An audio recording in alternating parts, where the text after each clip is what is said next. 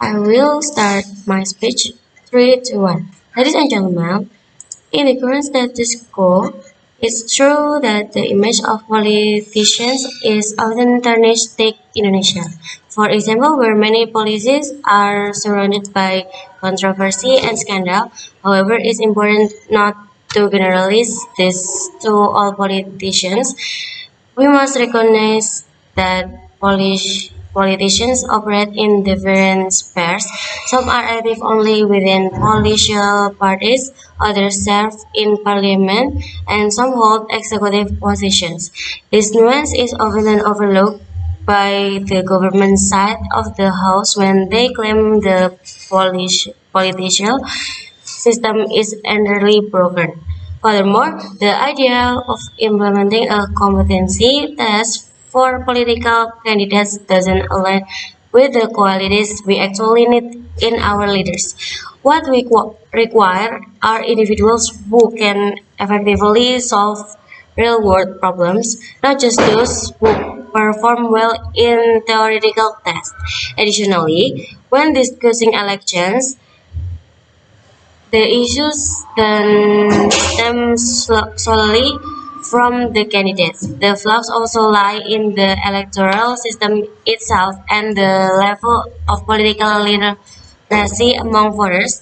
Many capable candidates have lost simply because of widespread practice like money politics, which distort the democratic process. Thus, the root of the problem is much broader than just the politicians.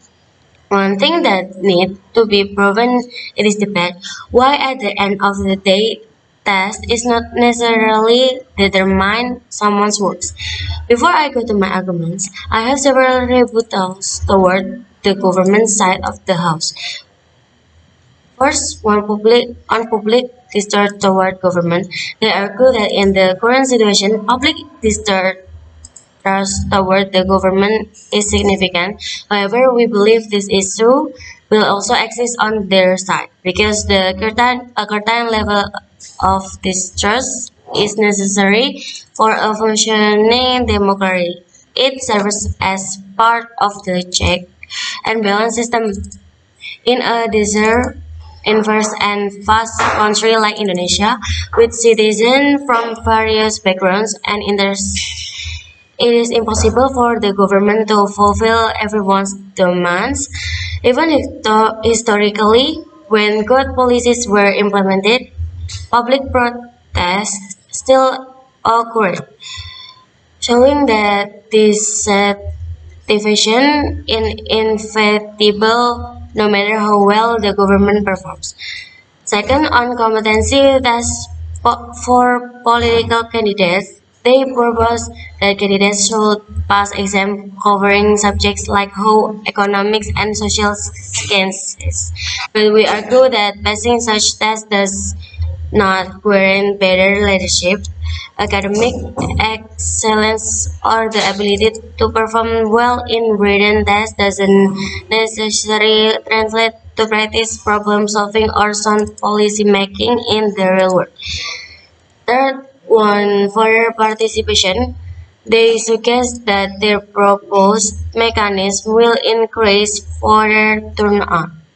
Claiming the current decline is due to poor quality candidates, we disagree. Low voter participation is not just about the candidates but also about the public's political awareness and literacy. Many people are simply not interested or don't see the value in voting, regardless of who is running. For on policies that hurt citizens, they argue that current political candidates create policies that harm the people, but this too could happen under their proposed system. Political processes are complex and involve many actors, especially in parliament.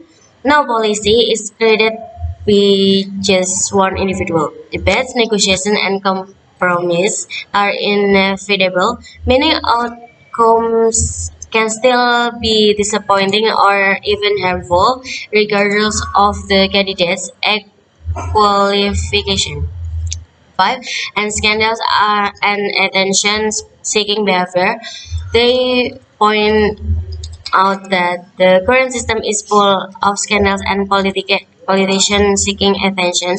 This is not an equal to the status quo. Even under their mechanisms, controversy and media-seeking behavior will persist because political decisions will never satisfy everyone. Scandals are recurring feature of politics, regardless of who is in charge. Now let's go to my argument. Why at the end of the day test is necessarily determine someone's words. This is due to several reasons. First, this test only measures theoretical aspects, not practical skills. Competency tests typically only measure knowledge, not the ability to lead, solve problems, or create effective policies. In the world of politics, what is needed is the ability to build public trust, manage conflict and pressure, negotiate with various parties, make strategic decisions in crisis situations. Second, tests cannot measure empathy, integrity, and honestly. One of the most important qualities of a leader is character, honesty, concern for the people, and not abusing power. Lastly, the people are the most legitimate judge in a democracy for us. They determine who is worthy of leading. If candidates are incompetent, they will not be elected. Tests shift this assessment into the hands of institutions, which may or may not represent the values of the people. Tests are useful, but they are not the only criteria for determining who is worthy to lead. The real world is much more complex than exam questions. The best leaders are not determined by tests, but by the people themselves. That's why we proudly oppose with motion. Thank you.